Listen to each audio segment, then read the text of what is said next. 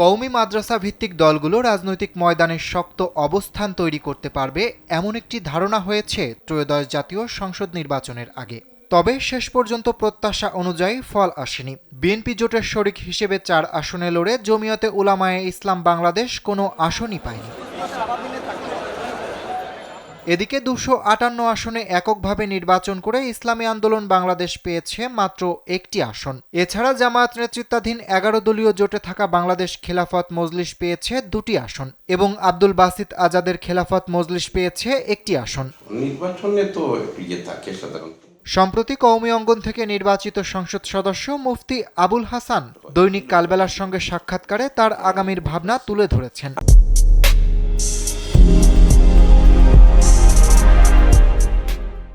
আমি ইতিপূর্বে যে ইশতেহার প্রকাশ করেছি, বলা হয় খেলাফত মজলিস সবসময় খেলাফত কায়েমের কথা বলে, কিন্তু বর্তমানে রাষ্ট্র ব্যবস্থায় গণতন্ত্র প্রতিষ্ঠিত, যার সঙ্গে খেলাফত ব্যবস্থার মিল নেই।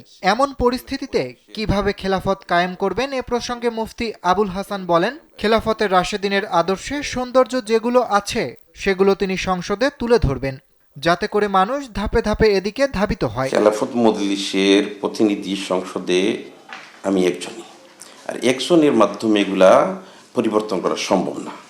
আমি কিন্তু খেলাফতের রাশেদার আদর্শের সৌন্দর্য যেগুলো আছে এগুলা সংসদে তুলে ধরার চেষ্টা করব, যাতে করে ধাপে ধাপে মানুষ এদিকে ধাবিত হয় এবং পরবর্তী পর্যায়ে প্ল্যাটফর্ম রেডি হয় এবং বাংলাদেশে ইসলামী নিজাম বা ইসলামী প্রতিষ্ঠিত হয়। এই লক্ষ্যে আমি এগিয়ে যাব। এ সময় নিজ এলাকার নদী ভাঙনকে তিনি স্থায়ী অভিশাপ হিসেবে উল্লেখ করেন। ড্রেজিং এর নামে অনিয়ম ও লুটপাট বন্ধে তিনি কি করবেন এ প্রসঙ্গে মুফতি আবুল হাসান বলেন, নদী ভাঙনের কারণে দেশের মানচিত্র ছোট হচ্ছে, তাই নদী ভাঙন প্রতিরোধে তিনি স্থায়ী ব্যবস্থা নেবেন বলে জানিয়েছেন। নদীর এই পার ভাঙ্গে সেই পার গড়ে এটা নদীর খেলা, কিন্তু আমার জকিগঞ্জ খানাঘাটের বেলায় এটা খেলা নয়।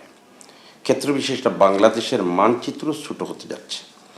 এমত অবস্থায় এই নদী ভাঙ্গন প্রতিরোধে স্থায়ী ব্যবস্থা নেওয়ার জন্য আমি কর্তৃপক্ষের সাথে যোগাযোগ করে এটা বিহিত ব্যবস্থা করার চেষ্টা করব। কুশিয়ারা নদী, সুরমা নদী, একবার বাংলাদেশ ওপার ভারত, এখন বাংলাদেশে ভাঙ্গে ভারতে গিয়ে ভরে, এমতো হচ্ছে বাংলাদেশের মানচিত্র ছোটো হয়ে যাচ্ছে।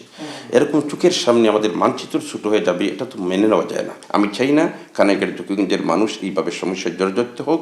নদী ভাঙ্গনগুলোর স্থায়ী প্রতিরোধের ব্যবস্থা ইনশাল্লাহ আমি করার চেষ্টা করব। সাথে সাথে নদী শাসনের আমরা ব্যবস্থা করব, শুধুমাত্র শোষণ না, শাসনের ব্যবস্থা করব। বিভিন্ন উন্নত দেশে আমরা দেখতে পাই তারা নদী শাসন করতেছে, যে পরে নদীর স্রোতের পানিগুলো যাচ্ছে, তার দুটা ফার যেটা আছে বা ডাইক বা যেগুলো আছে এগুলো কিন্তু এমনভাবে রাখা হয়েছে নদী ভাঙ্গনের আর কোনো চিন্তাই করা যায় না। সেরকম পরিকল্পনা নিয়ে আমি এগিয়ে যাওয়ার চেষ্টা করবো ইনশাআল্লাহ। এদিকে ইমাম মুয়াজ্জিনদের মূল্যায়ন প্রসঙ্গে তিনি বলেন, তাদের জন্য মানসম্মত বেতন ভাতার ব্যবস্থা নিশ্চিতে তিনি সংসদে কথা বলবেন। আমাদের দেশে ইমাম মুয়াজ্জিনদেরকে তেমন মূল্যায়ন করা হয় না, কারণ 5,000 10,000 বেতন এটা কিন্তু বর্তমান প্রেক্ষাপটে বিলকুল অমনাসে। আমি এর জন্য সরকারের কাছে এই দাবি রাখবো, তাদের মানসম্মত বেতন ভাতার ব্যবস্থা করা হোক, যাতে করে সচ্ছলভাবে মোটামুটি চলতে পারে। ইসলামে সুদভিত্তিক অর্থনীতি হারাম করা হয়েছে, কিন্তু বাংলাদেশের পুরো বাজেট ও ব্যাংক ব্যবস্থা সুদের উপর দাঁড়িয়ে। তাই সংসদে গিয়ে এই সিস্টেমের সঙ্গে বিকল্প কোনো প্রস্তাব তিনি রাখবেন কিনা জানতে চাইলে আবুল হাসান বলেন, সুদ একটি অভিশাপ, তাই সুদমুক্ত বাংলাদেশ গড়তে সবাইকে ঐক্যবদ্ধ হওয়ার আহ্বান জানিয়েছেন তিনি। সুদ মুক্ত বাংলাদেশ করতে হলে সংখ্যাগরিষ্ঠ থাকতে হবে। আমাদের কিন্তু সংখ্যাগরিষ্ঠ ইসলামী দল নাই সংসদে।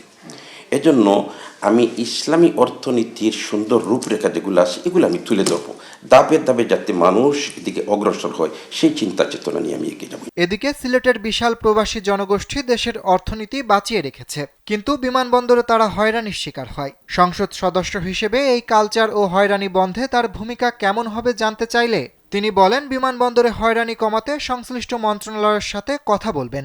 তারা মাথার গাম ফায়ে ফেলে দেশে টাকা পাঠায়, উপার্জন করে, আর যখন তারা দেশে আসার সময় বিমানবন্দরে তাদেরকে অধিক হয়রানি করা হয়। তারা দেশের জন্য এরকম গাম জড়াচ্ছে, আর তারা দেশে আসবে আর তাদের সাথে দুর্ব্যবহার করা হবে, এটা কোনো অবস্থায় মেনে নেওয়া যায় না। এই পর্যন্ত শেষ না, মারা গেলে পরে তাদের লাশটা মাতৃভূমিতে নিয়ে আসতে অনেক সমস্যা জর্জরিত হতে হয়। আমি কিন্তু চেষ্টা করব জাতীয় সংসদে এই দাবি উত্থাপন করতে, যাতে করে এরকম যদি কোনো বিদেশি আমাদের বিদেশের জমিতে মারা যায়, তার লাশটা যাতে রাষ্ট্রীয় খরচে বাংলাদেশে এনে তার জন্মভূমিতে এনে তার দাফন করার ব্যবস্থা হয়। অরিত্র বাসু, কালবেলা।